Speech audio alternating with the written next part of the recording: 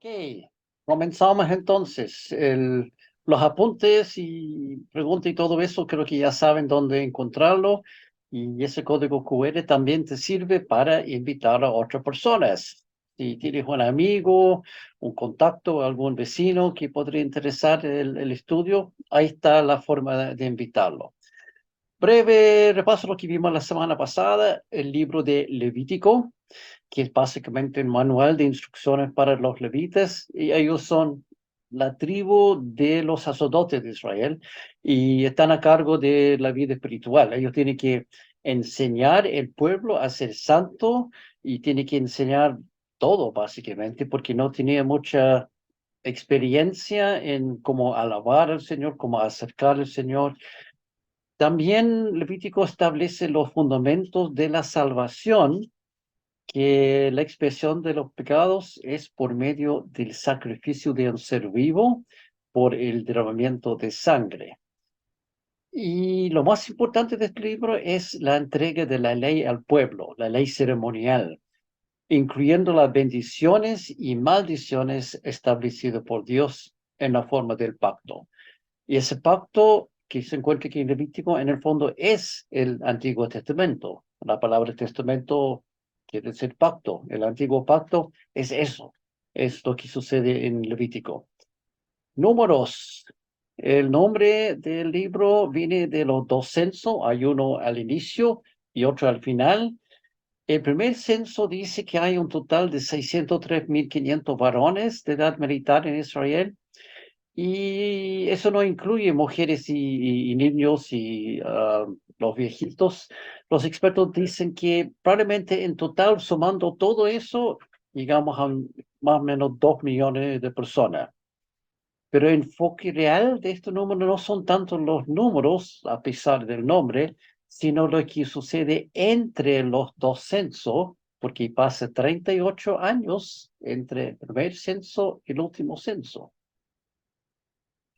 Al final del primer censo, Dios organiza el campamento de los israelitas de una forma muy especial. Y ahí lo dejamos la semana pasada. Dios, mirando el campamento de los israelitas desde arriba, ve esta forma curiosa, que yo creo que no es ninguna coincidencia. Dios tenía organizado Israel en la forma de la cruz.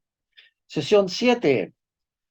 Capítulo 10, la nación por fin empieza la marcha. ¿Se acuerda? Hasta ese momento están parados en Monte Sinaí recibiendo la ley primero, construyendo el tabernáculo y santificándose y aprendiendo a vivir como nación. En capítulo 10, ahí empieza la marcha. Ya van camino a Canaán porque tienen que conquistar la tierra prometida. Pero falta un solo capítulo para llegar a los mismos problemas de siempre. Capítulo 11. Un día el pueblo se quejó de sus penalidades que estaba sufriendo. Al oírlos el Señor ardió en ira y su fuego consumió los alrededores del campamento. Entonces el pueblo clamó a Moisés y éste oró al Señor por ellos y el fuego se apagó. Por eso aquel lugar llegó a ser conocido como Taberá, pues el fuego del Señor ardió entre ellos. La palabra tavera en hebreo quiere decir arder. Wow. Sigamos. Al populacho que iba con ellos le vino un apetito voraz. Y también los israelitas volvieron a llorar y dijeron, ¿quién nos diera carne? ¿Cómo echamos de menos el pescado que comíamos gratis en Egipto? También comíamos pepinos y melones y puerros, cebollas y ajos. Pero ahora tenemos reseca la garganta y no vemos nada que no sea este maná. El maná que bajó del cielo todos los días y ellos dicen aquí, no, no, no queremos el pan que el Señor manda todos los días, queremos lo que tuvimos en Egipto. Y realmente esto, lo que están diciendo aquí es mentira. Eran esclavos en Egipto. Nada de pescado fresco, ni pepinos y melones y pueros y cebollas y ajo. A lo mejor tenía alguno de esos a veces, pero eran esclavos y estaban sufriendo gravemente bajo la presión de los egipcios. Por eso el Señor mandó a Moisés a sacarlo. Pero aquí tiene memoria muy corta, parece, y tiene una imaginación muy viva. Están pensando, queremos volver a todo lo bueno que tuvimos en Egipto. Y no queremos este pan de Dios que baja del cielo todos los días. Interesante. Ahora, con razón, el Señor se enoja hasta el punto de enviar fuego a quemar el campamento. Al parecer, la gente no había aprendido la lección de depender de Dios. Versículo 2 dice, el pueblo clamaba a Moisés y Moisés oró a Jehová. Y uno dice, pero ¿por qué? ¿Por qué clamaron a Moisés? ¿Por qué no se pusieron de rodillas y ellos mismos clamar a Dios? Ellos querían, Moisés, solucioname el problema. Ellos no llegaron a entender todo lo que había aprendido en Levítico en el año de santificación con los levitas. Parece que no aprendieron nada. No habían entendido que tiene que poner su fe solamente en Dios y todavía esperaban que Moisés debe hacer todo. Pero Dios tiene una solución a las quejas de este pueblo. Al pueblo solo le dirás lo siguiente: santifíquense para mañana, pues van a comer carne. Ustedes lloraron ante el Señor y le dijeron: ¿quién nos diera carne? En Egipto lo pasábamos mejor. Pues bien, el Señor les dará carne y tendrán que comérsela. No la comerán un solo día, ni dos, ni cinco, ni 10, ni 20, sino todo un mes, hasta que les salga por las narices y les provoque náuseas. Y esto por haber despreciado al Señor que está en medio de ustedes y por haberle llorado diciendo: ¿por qué tuvimos que salir de Egipto? El Señor tiene un sentido de humor y un sentido de ironía también. Aquí están diciendo, bueno, ¿quieren carne? Perfecto, te doy carne. Todo lo que quieren comer y mucho más. ¿Y qué pasa? Bueno, aquí viene la carne. Y salió de parte del Señor un viento que trajo codornices desde el mar y las dejó caer junto al campamento, como un día de camino de este lado y un día de camino del otro lado, por todo alrededor del campamento y como 2 codos de espesor sobre la superficie de la tierra. Y el pueblo estuvo levantado todo el día, toda la noche y todo el día siguiente y recogieron las codornices. El que recogió menos, recogió 10 homeres y las tendieron para sí por todos los alrededores del campamento. Pero mientras la carne estaba aún entre sus dientes, antes que la masticaran, la ira del Señor se encendió contra el pueblo, y el Señor hirió al pueblo con una plaga muy mala. Por eso llamaron a aquel lugar Kibrot Hatava, porque ahí sepultaron a los que habían sido codiciosos. Wow. Y uno puede pensar, el castigo aquí, Dios dijo que iba a mandar carne y mandó carne y ellos fueron a buscar la carne, pero cuando uno va sumando cuánto carne unieron, era suficiente no para un mes, sino un año. Una vez más, no habían obedecido al Señor. Capítulo 13 y 14 son capítulos claves. Al final del 12, los israelitas llegan finalmente a la frontera con Canaán. Están marchando todo el capítulo 11, llegan a la frontera y ahora están listos para entrar. Y llegamos a la tierra prometida, uno puede pensar. Pero primero Dios ordena un poco de espionaje. 13, 1 al 2, dice: el Señor le dijo a Moisés, quiero que envíes a algunos de tus hombres a explorar la tierra que estoy por entregar a los israelitas. De cada tribu enviarás a un líder que la representa. Espionaje militar. El Señor manda a los espías. Sin embargo, una vez más, muestran que no han puesto su confianza en Dios a pesar de 2 años de milagros continuos. Uno piensa, a esta altura deberían tener clarísimo que cuando Dios habla, las cosas se cumplen. Pero, Este fue el informe. Fuimos al país al que nos enviaste, y por cierto que ahí abundan la leche y la miel. Aquí pueden ver sus frutos. Pero el pueblo que ahí habita es poderoso y sus ciudades son enormes y están fortificadas. Hasta vimos anaquitas ahí. Los amalecitas habitan el Negev, los hititas, jebuseos y amorreos viven en la montaña, y los cananeos ocupan la zona costera y la ribera del río Jordán. Caleb hizo callar al pueblo ante Moisés y dijo: Subamos a conquistar esa tierra, estoy seguro de que podríamos hacerlo. Pero los que habían ido con él respondieron: No podremos combatir contra esa gente, son más fuertes que nosotros. Y comenzaron a esparcir entre los israelitas falsos rumores acerca de la tierra que habían explorado. Decían: La tierra que hemos explorado se traga a sus habitantes y los hombres que viven ahí. Aquella noche toda la comunidad israelita se puso a gritar y a llorar. En sus murmuraciones contra Moisés y Aarón, la comunidad decía: ¿Cómo quisiéramos haber muerto en Egipto? Más nos valdría morir en este desierto. ¿Para qué nos ha traído el Señor a esta tierra? ¿Para morir atravesados por la espada y que nuestras esposas y nuestros niños se conviertan en botín de guerra? ¿No sería mejor que volviéramos a Egipto? Y unos a otros se decían: Escojamos un cabecilla que nos lleve a Egipto. Entonces el Señor le dijo a Moisés: ¿Hasta cuándo esta gente me seguirá menospreciando? ¿Hasta cuándo se negarán a creer en mí a pesar de todas las maravillas que he hecho entre ellos? Ese versículo casi podría ser el lema de Números, porque se repite uno y otro va, el Señor: ¿hasta cuándo esta gente no van a creer en mí? No van a poner su fe en mí, a pesar de todo. Bueno, el castigo de Dios comienza instantáneamente con la muerte de los 10 espías que no confiaban en Dios.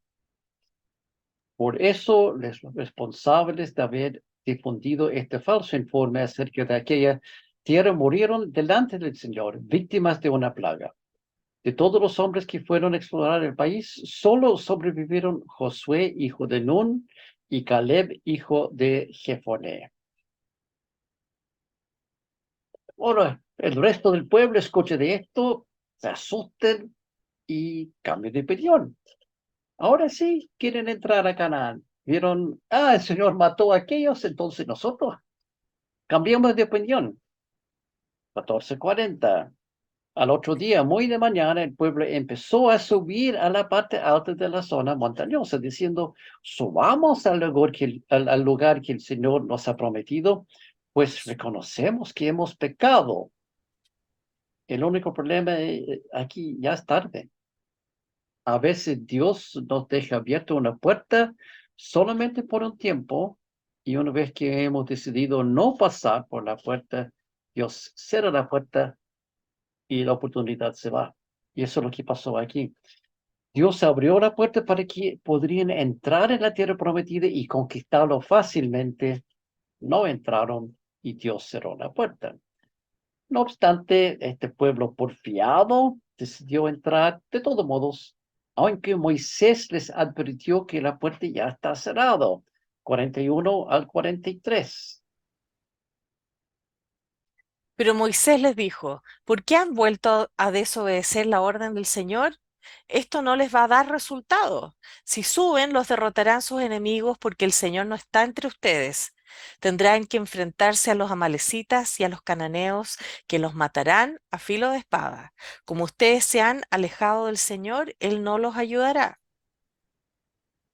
Y el resultado inevitable: 44-45. Pero ellos se empecinaron en subir a la zona montañosa, a pesar de que ni Moisés ni el arca del pacto del Señor salieron del campamento. Entonces los amalecitas y los cananeos que vivían en esa zona descendieron y los derrotaron, haciéndolos retroceder hasta Jorma. Una derrota terrible. Habían cometido dos pecados aquí, realmente un pecado doble. Primero, no obedecieron el comando directo de Dios en el momento, confiando plenamente en su promesa. Y puede ser el Señor. No obedecen y no confían. Y después tratan de hacer las cosas por su cuenta. El castigo de Dios es severo y otra vez instantáneo. Así que diles de parte mía, juro por mí mismo que haré que se le cumplan sus deseos. Los cadáveres de todos ustedes quedarán tirados en este desierto. Ninguno de los censados mayores de 20 años que murmuraron contra mí tomará posesión de la tierra que les prometí. Solo entrarán en ella Caleb, hijo de Jefoné, y Josué, hijo de Nun. También entrarán en la tierra los niños que ustedes dijeron que serían botín de guerra, y serán ellos los que gocen de la tierra que ustedes rechazaron. Pero los cadáveres de todos ustedes quedarán tirados en este desierto. Durante 40 años los hijos de ustedes andarán errantes por el desierto. Cargarán con esta infidelidad hasta que el último de ustedes caiga muerto en el desierto. La exploración del país duró 40 días, así que ustedes sufrirán un año por cada día. 40 años llevarán a cuesta su maldad y sabrán lo que es tenerme por enemigo. Wow, tener el Señor por enemigo. Y el Señor, una vez más, tiene un sentido de humor, un sentido de ironía, porque ellos habían dicho, mejor que morimos en el desierto. El Señor dice, ok, ¿quieren morir en el desierto? Perfecto, van a morir en el desierto. Y había dicho, los niños nuestros van a entrar en esa tierra como botín de guerra. Y se dice, ¿quiere que los niños entren? Perfecto, van a entrar, pero no como botín de guerra, van a entrar como victoriosos. Nadie puede entrar en la tierra prometida, menos Caleb y Josué. Todos los demás morirán en el desierto. Ese es el castigo de Dios. Son sus hijos que van a entrar en la tierra prometida, pero primero van a deambular por el desierto durante 40 años, muriendo de a poco, uno por uno, algunos cada día, hasta que solamente quedan vivos sus hijos y Caleb y Josué. Es un castigo duro, pero es justo. Ellos no querían entrar, querían volver al desierto, perfecto. Quieren que sus niños entren, perfecto. El Señor, sarcástico, irónico, sí, pero justo. Antes de llegar a los detalles de estos 40 años en el desierto, hay un punto muy curioso que llama la atención referente al informe de los espías. Si lee esto en la Reina Valera, bueno, aquí estoy leyendo la Reina Valera 95, hay como 3 o 4 versiones de la Reina Valera, pero esta es la versión del año 95. Números 13, 32 al 33 dicen así. Pero los hombres que subieron con él dijeron, no podemos subir contra aquel pueblo porque es más fuerte que nosotros. Y hablaron mal entre los hijos de Israel de la tierra que habían reconocido, diciendo, la tierra que recorrimos y exploramos es tierra que se traga a sus habitantes. Todo el pueblo que vimos en medio de ella es gente de gran estatura. También vimos ahí gigantes, hijos de Anac, raza de los gigantes. Nosotros éramos, a nuestro parecer, como langostas, y así les parecíamos a ellos. Vimos ahí gigantes, raza de los gigantes. Nosotros éramos como langostas al lado de ellos. Wow, son gigantes, gigantes, no sé cuántos metros tenían, pero eso llega a la pregunta, ¿en serio? ¿Hay gigantes en la Biblia? ¿Realmente existieron gigantes en la tierra? Y de ser así, ¿por qué no hay rastro de tales seres hoy en día? ¿Cuánto fue la última vez que viste un gigante caminando por la calle? Nunca. Entonces, ¿cuál es la solución? Bueno, esto no es la primera vez que aparecen gigantes en la Biblia. Y gigantes aquí, nótese que está entre comillas. Mucho tiempo antes hay otra mención de tales seres curiosos. Incluso parece que ellos son la causa del diluvio de Noé. Génesis 6, 1 al 8. Cuando los seres humanos comenzaron a multiplicarse sobre la tierra y tuvieron hijas, los hijos de Dios vieron que las hijas de los seres humanos eran hermosas. Entonces tomaron como mujeres a todas las que desearon. Pero el Señor dijo, mi espíritu no permanecerá en el ser humano para siempre, porque no es más que un simple mortal. Por eso vivirá solamente 120 años. Al unirse los hijos de Dios con las hijas de los seres humanos y tener hijos con ellas, nacieron gigantes, que fueron los famosos héroes de antaño. A partir de entonces hubo gigantes en la tierra. Al ver el Señor que la maldad del ser humano en la tierra era muy grande y que todos sus pensamientos tendían siempre hacia el mal, se arrepintió de haber hecho al ser humano en la tierra y le dolió en el corazón. Entonces dijo, voy a borrar de la tierra al ser humano que he creado y haré lo mismo con los animales, los reptiles y las aves del cielo. Me arrepiento de haberlos creado, pero Noé contaba con el favor del Señor. Ok, entonces, sí existen los gigantes. La Biblia dice, ahí terminó el asunto, fin de la historia, y sigamos. O espérate un momento, no tan rápido.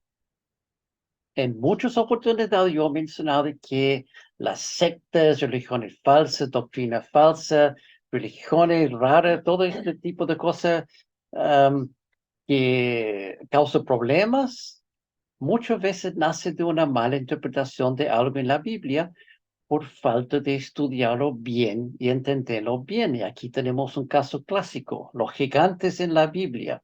Todos sabemos que hay gigantes en la Biblia, pero ¿realmente es así? Cuando encuentras algo raro y difícil de creer en la Biblia, es hora de investigar, analizar y llegar a la verdad. Entonces vamos a tomar un momento aquí para investigar estos gigantes. Bueno, la palabra gigantes en versículo 4 en hebreo es nefilim.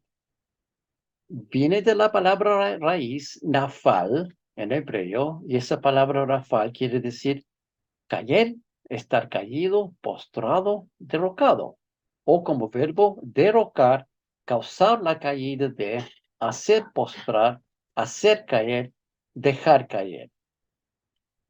Nada que ver con gigante. Entonces, ¿cómo llegamos de una palabra que quiere decir caer o derrocar a gigantes? Solución, básicamente aquí, un malentendido de la palabra en años anteriores. Las traducciones antiguas usan la palabra gigante, pero no es correcto. Nace de un malentendido del significado antiguamente que ha sido aclarado con los estudios más recientes. Las traducciones más modernas están corrigiendo el problema. Por ejemplo, la Biblia de las Américas y NBLH, no me acuerdo cuál es, agregan una nota de pie de página diciendo Nefilín. O sea, dice gigantes con asterisco y abajo dice Nefilín, indicando aquí hay dudas referente a la traducción. Y la traducción NTV dice, en esos días vivían en la tierra gigantes nefilitas. Eso es bastante mejor. Están identificando que no son gigantes, son nefilitas que son grandes en un sentido u otro. Y la palabra de Dios para todos agrega algo aún mejor. Dice, gigantes o textualmente nefilim. Este nombre es similar a la palabra hebrea que significa gente que ha caído. Estamos mejorando. Muchas traducciones en inglés hoy en día simplemente dejan la palabra nefilim en hebreo. O sea, dentro del texto en inglés no dice gigante, dice nefilim, porque es más preciso y más correcto que gigantes. Entonces estamos entendiendo que aquí hay un malentendido o había un malentendido de la palabra nefilim. Y antiguamente se lo dijeron, bueno, nefilim son gigantes. El significado real de la palabra es los caídos o los que causan caídas. Y alguna persona piensa que estos gigantes tienen que ser algo terrible, espantoso, malo, hasta malvado porque son caídos. Y después se acuerdan que los demonios también son caídos y sacan la conclusión que estos gigantes son demonios o son hijos de demonios porque los demonios son caídos. Curioso. Pero la Biblia no habla de ellos así, ni en forma negativa, ni tampoco despectiva, ni tampoco como gigantes. Vamos a ver lo que dice realmente. El concepto es los caídos grandes o los grandes que causan caídas, donde la énfasis está en caído, no en grande.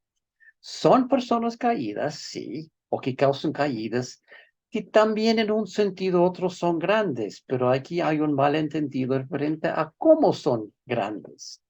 Para entender el sentido, en qué sentido son grandes, sigamos leyendo y ponga atención. Génesis 6:4 dice, al unirse los hijos de Dios con las hijas de los seres humanos y tener hijos con ellas, nacieron gigantes que fueron los famosos héroes de antaño. A partir de entonces hubo gigantes en la tierra. Ahí está la frase clave. Otro traductor dice, los famosos héroes de antaño en la NBI. La Reina Valera contemporánea dice, estos fueron los grandes héroes que desde la antigüedad ganaron renombre. La Biblia de las Américas. Héroes de la antigüedad, hombres de renombre. NTV. Los héroes y los famosos guerreros de la antigüedad. Ahora sí podemos entender que el sentido de grande aquí no es gigante, es otra. Son grandes hombres en este sentido de valiente y renombre, valentía, no tanto en estatura. Como yo podría decir, Siegfried, grande, por tu conocimiento de historia. No estoy diciendo que Siegfried mide 10 metros de alto, estoy diciendo que es un hombre grande en ese aspecto. Y aquí lo mismo, son grandes hombres, estos gigantes, son grandes hombres en el sentido de son héroes famosos. Los valientes famosos, los héroes de renombre, guerreros de gran reputación, los que causaron caídas o que cayeron en batalla. No eran gigantes del estilo de Hollywood, no eran malos, eran héroes, valientes, guerreros y de renombre. Y por lo tanto, tampoco son demonios, porque la Biblia habla de eso como famosos héroes.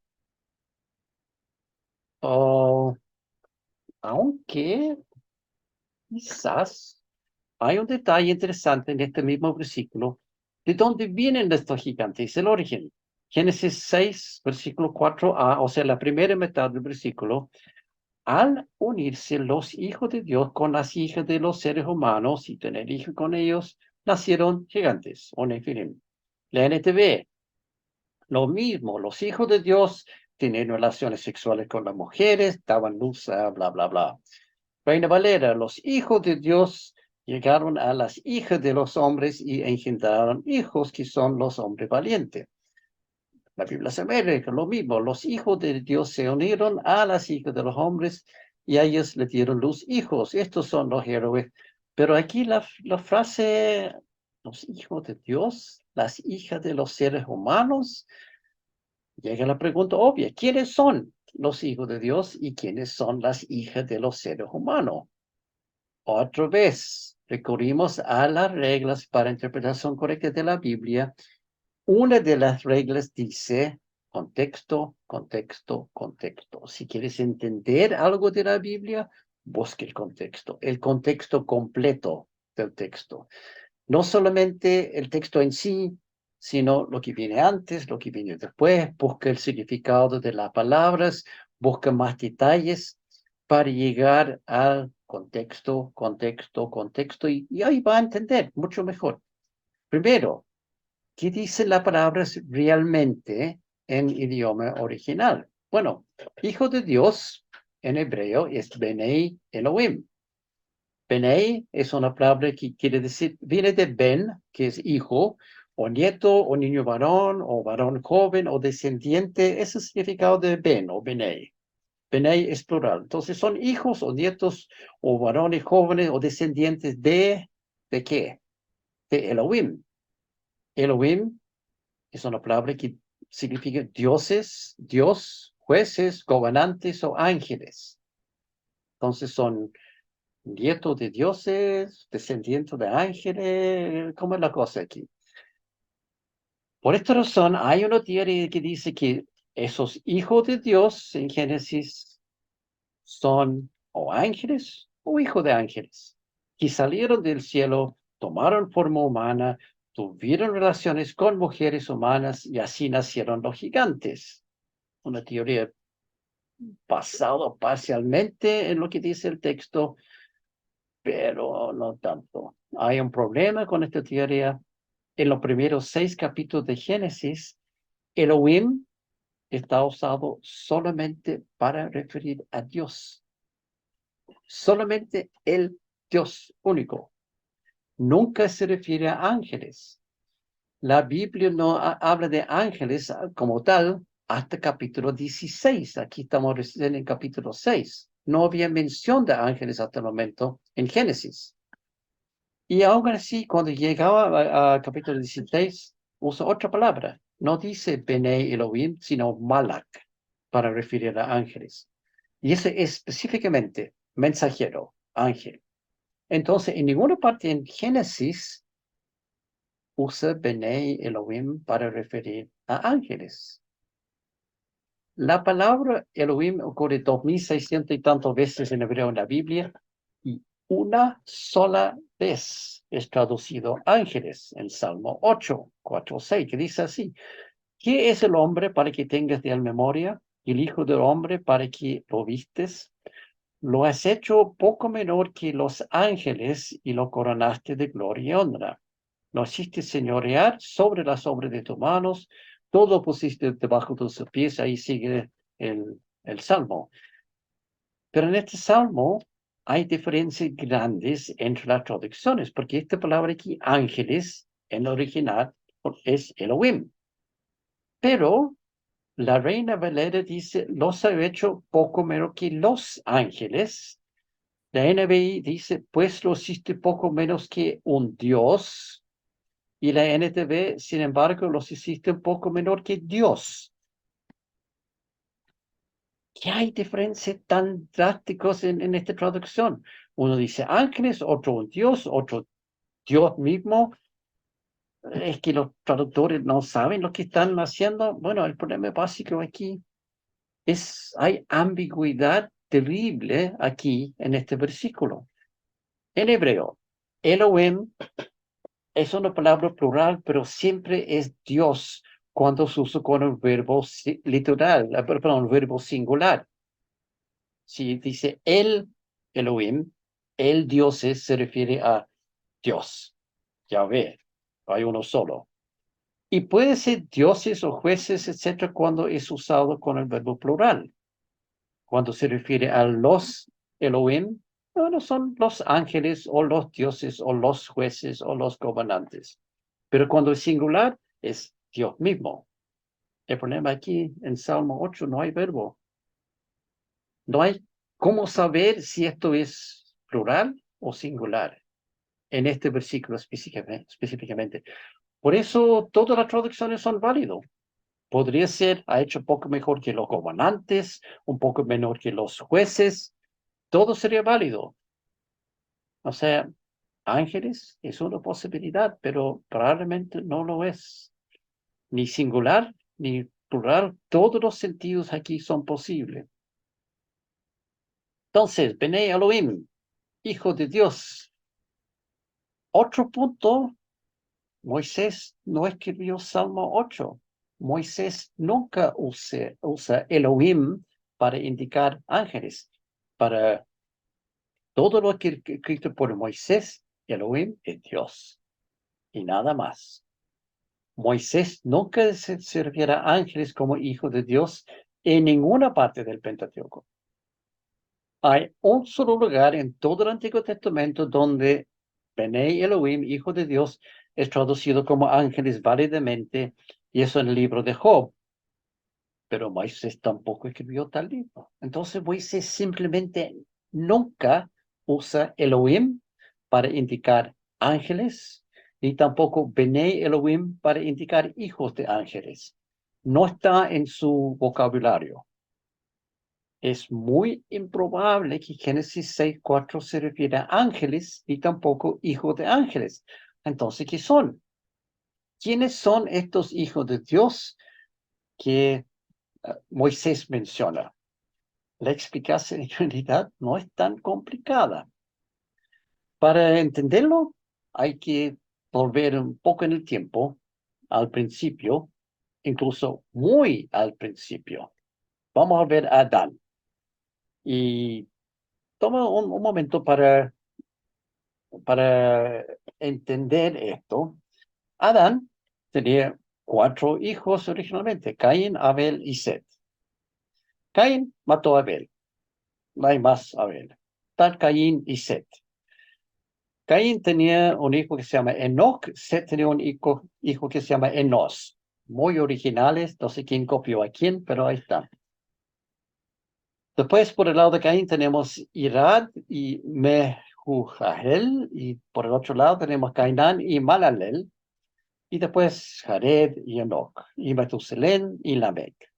Por el lado de Caín tenemos Metusael, en lugar de Metuselén, y Lamec. Ojo, aquí hay 2 Lamec. No hay que confundirse en el Lamec que es descendiente de Caín y el Lamec que es descendiente de Set. Son 2 Lamec diferentes. El Lamec de Caín tenía 2 esposas, Ada y Sila, y con Ada tenía Jubal y Jabal, pobrecitos, y Sila tenía Tubal Cain y Nama. A partir de entonces hubo gigantes en la tierra. En ese tiempo de Jabal, de Nama y Lamec, hubo gigantes en la tierra. Ahí viene ese versículo que estamos mirando recién. Y Dios dice, voy a borrar de la tierra al ser humano que he creado. ¿Qué pasa? El diluvio. Noé, el arca. Lamec también tiene un hijo que se llama Noé. Y él sobrevive en el arco con su familia. Nada más, nadie más. Ahí. Entonces, interesante, Génesis 4:26. También Set tuvo un hijo a quien llamó Enos. Desde entonces se comenzó a invocar el nombre del Señor. Por lo tanto, estos son los hijos de Dios que alaban al Señor, que reconocen al Señor, los hijos de Set, Enos, Caín, todo eso llegando a Noé. Por el otro lado están las hijas de los hombres que no reconocen al Señor. Entonces los hijos de Dios, los descendientes de Set, vieron a las mujeres lindas, descendientes de Caín, y las tomaron para esposo, y nacieron Nefilim, los héroes instantáneos, los grandes guerreros. Y pasó una cosa aquí. Ahí están los Nefilim, sí, pero el diluvio los mató a todos. No quedó ninguno. El único que sobrevivió al diluvio es Noé con sus hijos Cam, Sem, Jabet y sus esposas. Y eso, o sea, después del diluvio no hay Nefilim en la tierra y los Nefilim tampoco son gigantes. Los gigantes o Nefilim dejaron de existir, todos murieron en el diluvio. Conclusión. Miles de años después, cuando los 12 espías regresan con su informe, ya no había gigantes en la Tierra. Y los gigantes que sí existieron tampoco eran gigantes estilo Hollywood, solamente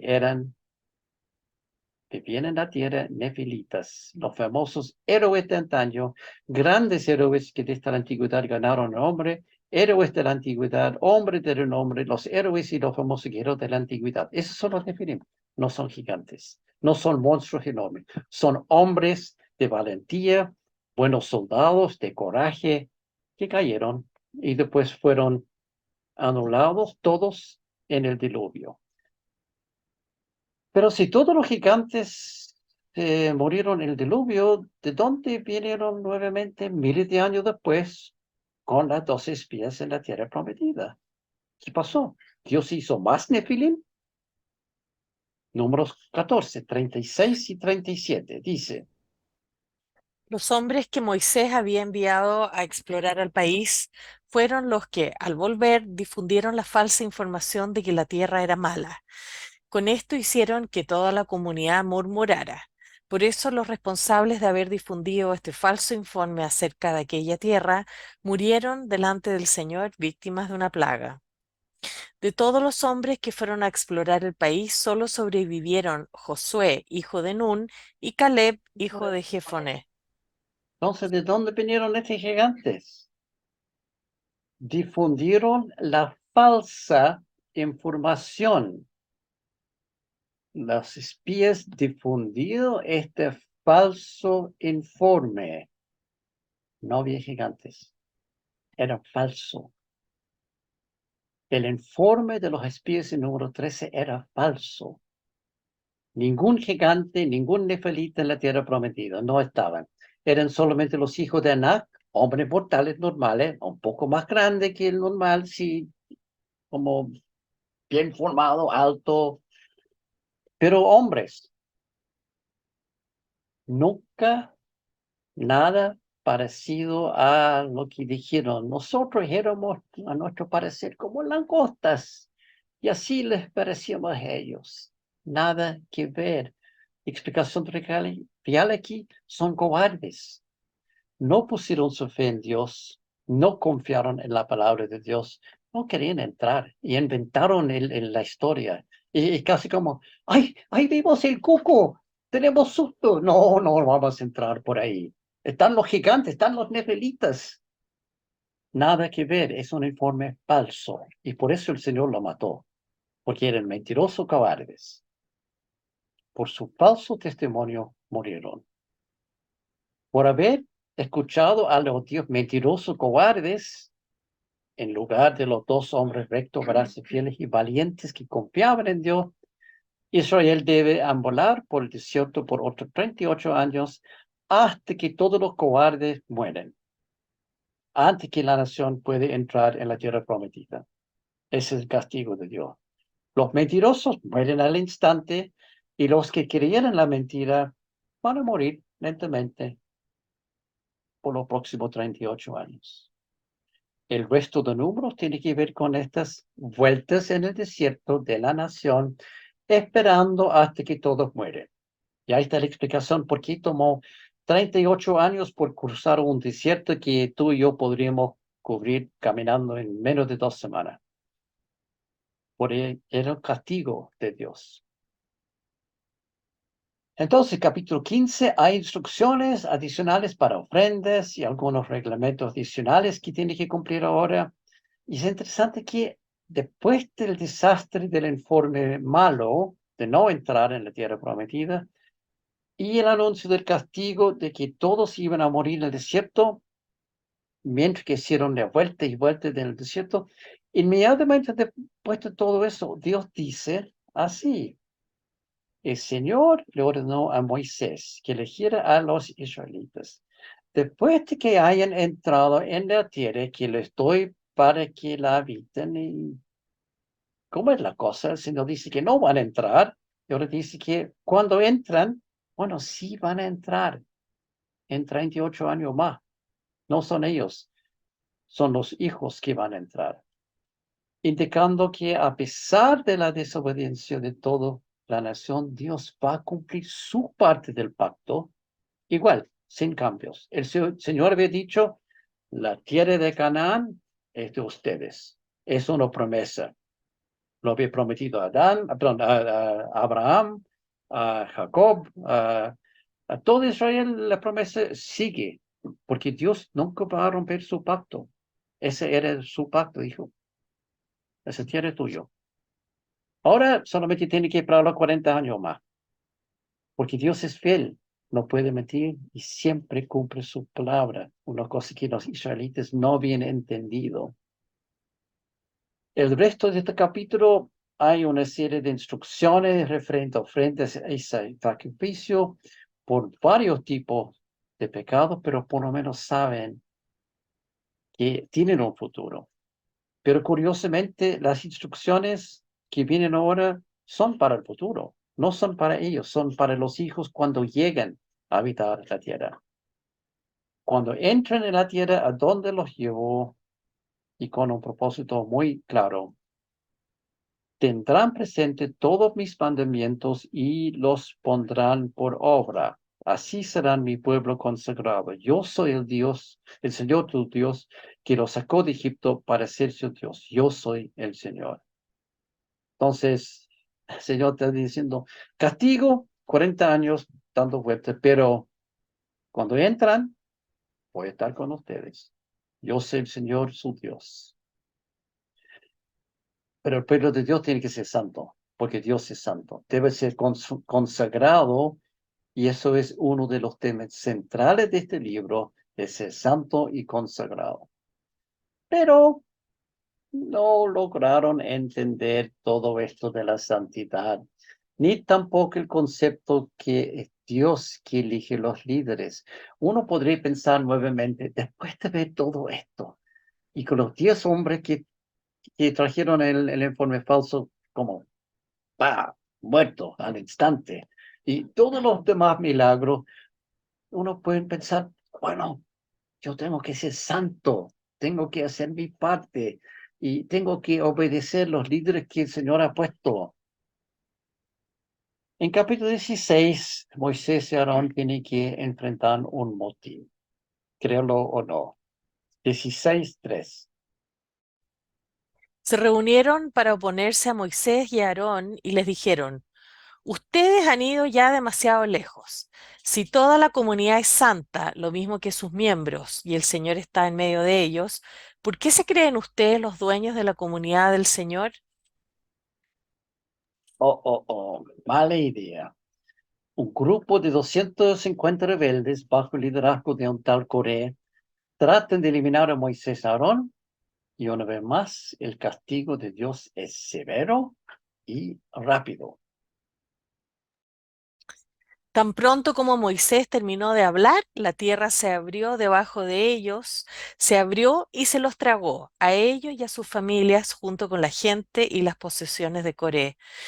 Bajaron vivos al sepulcro, junto con todo lo que tenían, y la tierra se cerró sobre ellos.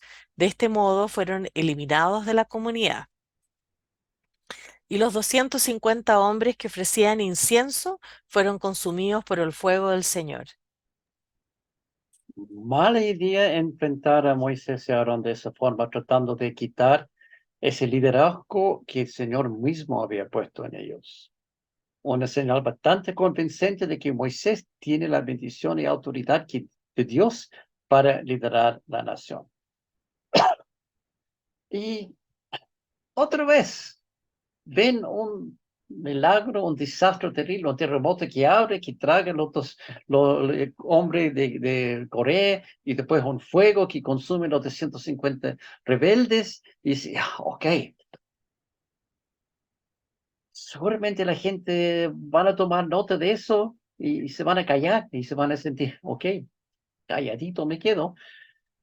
Pero el día siguiente, no estamos hablando del otro mes, ni una semana, ni un año después, el día siguiente, 41 y 42, Al día siguiente, toda la congregación de los israelitas volvió a murmurar contra Moisés y Aarón, alegando, ustedes mataron al pueblo del Señor. Como la congregación empezó a amotinarse contra Moisés y Aarón, estos se dirigieron a la tienda de reunión. es casi para no creerlo. Uno piensa, ¿qué, ah, ¿cuál es la palabra? Stubborn, terco, no sé. Este pueblo simplemente nunca entra en la cabeza los milagros y la santidad de Dios. Y una vez más, Dios se enoja tanto que está dispuesto a eliminar todo el pueblo. El Señor tiene paciencia, sí, mucha paciencia, pero también tiene un límite. 44, 45.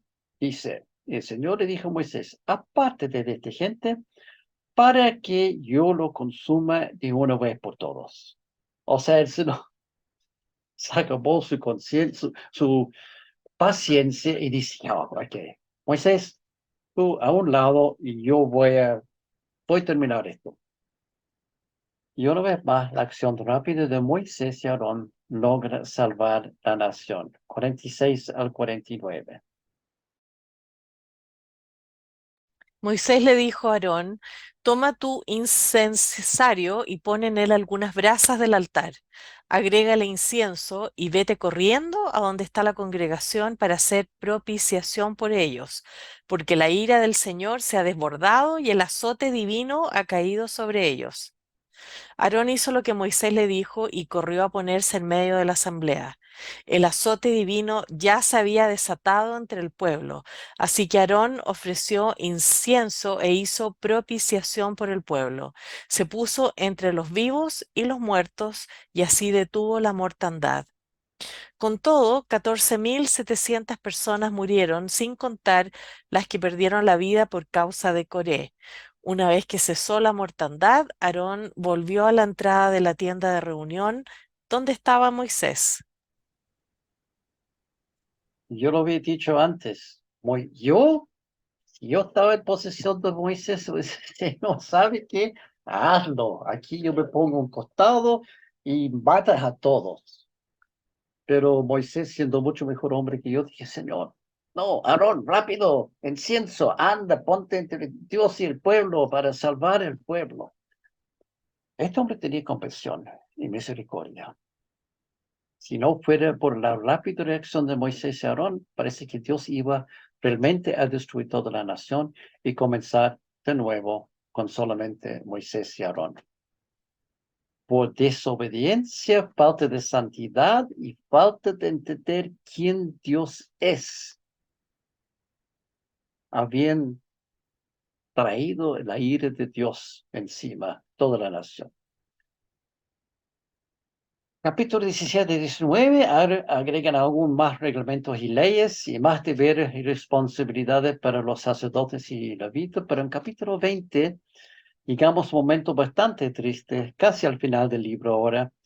Este capítulo abre con las palabras, toda la comunidad israelita llegó al desierto de Sin el mes primero. Ahora, no dice el mes primero de qué año, pero analizando capítulos 20 y 30, se puede concluir que en este momento se trata del año 40 después de la salida de Egipto, porque ambos capítulos hablan de la muerte de Aarón, pero el capítulo 33 da la fecha. Entonces ahí podemos, capítulo 20 sabemos que están en el desierto de Sin. ¿Dónde está el desierto de Sin? Frente a Canaán, de nuevo. Están listos. En este momento, la mayoría de los israelitas de primera generación han muerto y quedan solamente los que tienen menos de 20 años en capítulo 14, cuando sucedió todo esto de las espías, y los que nacieron posteriormente. Ahora, todos son menores de 60, menos Moisés, Aarón, Caleb y Josué. ¿Por qué menores de 60? Porque todos los que tenían en ese momento menos de 20 quedaron salvos. Los mayores de 20 murieron. Han pasado 40 años, entonces todos tienen 60 o menos, excepto Moisés, Aarón, Caleb y Josué, que ya son más viejos. La gran mayoría de la población ya son de segunda generación. Incluso la Reina Valera dice, no habla de la comunidad de Israel, sino de los hijos de Israel, toda la congregación, haciendo entender que esto no es la congregación original, sino los hijos. Sin embargo, parece que los hijos no son muy diferentes a sus padres. Una vez más, se han olvidado de todos los milagros de Dios y echan la culpa a Moisés y Aarón por la falta de agua. Otra vez, después de 40 años, uno piensa, no aprendieron nada, pero esto es lo que sucede. como hubo una gran escasez de agua, los israelitas se amotinaron contra Moisés y Aarón y le reclamaron a Moisés: Ojalá el Señor nos hubiera dejado morir junto con nuestros hermanos. ¿No somos acaso la asamblea del Señor? ¿Para qué nos trajiste a este desierto a morir con nuestro ganado? ¿Para qué nos sacaste de Egipto y nos metiste en este horrible lugar? Aquí no hay semillas, ni higueras, ni viñas, ni granados, y ni siquiera hay agua. Ay, ay, ay, ay, ay, este pueblo. Pero tómalo como lección para nosotros. Realmente nosotros no somos muy diferentes a Israel. Muchas veces quejamos de lo mismo. Señor, no tengo, Señor, necesito, Señor, no tengo comida, no tengo este, no tengo el otro. Señor, Señor, tú tienes la culpa, yo necesito y tú no me des. Pon tu fe en Dios. Deja de quejar y pon tu fe en Dios y ser agradecido por lo que tienes. Pero en Israel nunca aprendieron eso y siempre echaron la culpa. A pesar de todo lo que han visto y vivido durante 40 años, todos los milagros cada día, nunca aprendieron a poner su fe en Dios. Que nosotros aprendemos de eso, que no cometemos el mismo error. Una vez más, Moisés tiene que interceder frente a Dios y una vez más, Dios da instrucciones precisas a Moisés en versículos 7 y 8. El Señor le dijo a Moisés: toma la vara y reúna a la asamblea. En presencia de esta, tú y tu hermano le ordenarán a la roca que da agua, que dé agua. Así harán que de ella brota agua y darán de beber a la asamblea y a su ganado. Ok, aquí vamos. Sin embargo, al parecer Moisés ya está harto con el pueblo y no sigue las instrucciones de Dios al pie de la letra. ¿Qué hizo Moisés? Número 20, 9 al 11. Tal como el Señor se lo había ordenado, Moisés tomó la vara que estaba ante el Señor. Luego Moisés y Aarón reunieron a la asamblea frente a la roca y Moisés dijo: Escuchen, rebeldes, ¿acaso tenemos que sacarles agua de esta roca? Dicho esto, levantó la mano y 2 veces golpeó la roca con la vara, y brotó agua en abundancia, de la cual bebieron la asamblea y su ganado. De inmediato, Dios castiga a Moisés y Aarón severamente. Versículo 12. El Señor le dijo a Moisés y Aarón: por no haber confiado en mí, ni haber reconocido mi santidad en presencia de los israelitas, no serán ustedes los que lleven a esta comunidad a la tierra que les he dado. Wow. Yo no pienso, pero ¿qué hicieron Moisés y Aarón? El Señor dice: después de todo eso, después de todo lo que hicieron para el pueblo, no pueden entrar. ¿Cuál fue el pecado de Moisés y Aarón para merecer un castigo tan drástico? Y uno piensa, hicieron lo que el Señor dijo, pero no es así. Las instrucciones de Dios eran de hablar a la roca, ordenándole dar agua. Pero en lugar de hablar a la roca, Moisés la golpeó 2 veces. Desobediencia directa a las instrucciones de Dios y con consecuencias graves. El Señor quería mostrar algo aquí de su poder a través de Moisés solamente hablando a la roca. Roca, danos agua. En lugar de eso, Moisés, ¡pah!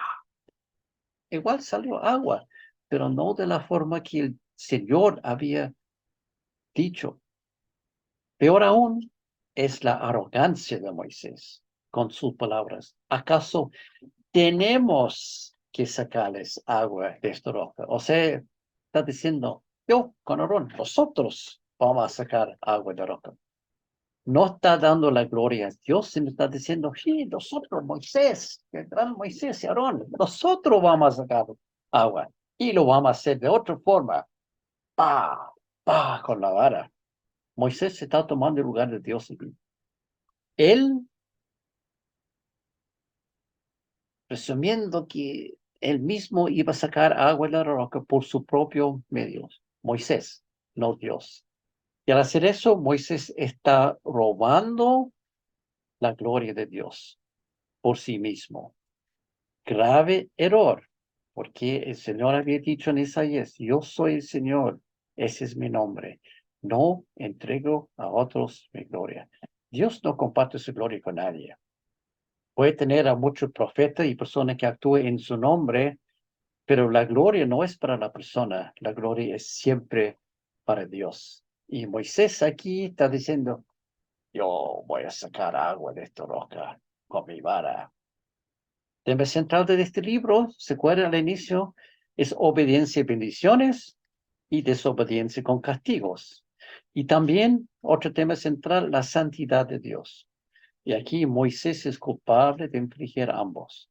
Desobediencia, que trae un castigo, y no respetó la santidad de Dios. Es un error grave, un pecado grande. Y Dios dice, Moisés, por eso no puedes entrar en la tierra prometida. Pero en el Nuevo Testamento hay un evento relacionado con esto muy interesante en Lucas 9, 28 al 30, que dice así. Unos 8 días después de decir esto, Jesús, acompañado de Pedro, Juan y Jacobo, subió a una montaña a orar. Mientras oraba, su rostro se transformó y su ropa se tornó blanca y radiante. Y aparecieron dos personajes, Moisés y Elías, que conversaban con Jesús. Tenían un aspecto glorioso y hablaban de la partida de Jesús que él estaba por llevar a cabo en Jerusalén. Eso Nuevo Testamento. Están en Israel. Y aquí Moisés, muerto ya 1500 años, 1400 años muerto, y aparece. Él dice, el Señor deja a Moisés entrar en la tierra prometida después de la muerte, obviamente. En vida no podría entrar, pero aquí el Señor deja a Moisés entrar. Ya está, en la monte de transfiguración, junto a Elías y Jesús y Pedro, Juan y Jacobo, todos mirando, aquí está Moisés. Wow, entonces el Señor sí tiene misericordia con Moisés. No le permitió entrar en vida, pero sí después podría entrar. Y por lo tanto, eso quiere decir algo muy importante aquí. Continuará. La próxima semana, la próxima sesión, vamos a ver la tercera parte final de Números. Todavía queda un poquito de Números y Deuteronomio, el otro libro. Los apuntes, preguntas, comentarios, palabra @y-ccc.cl.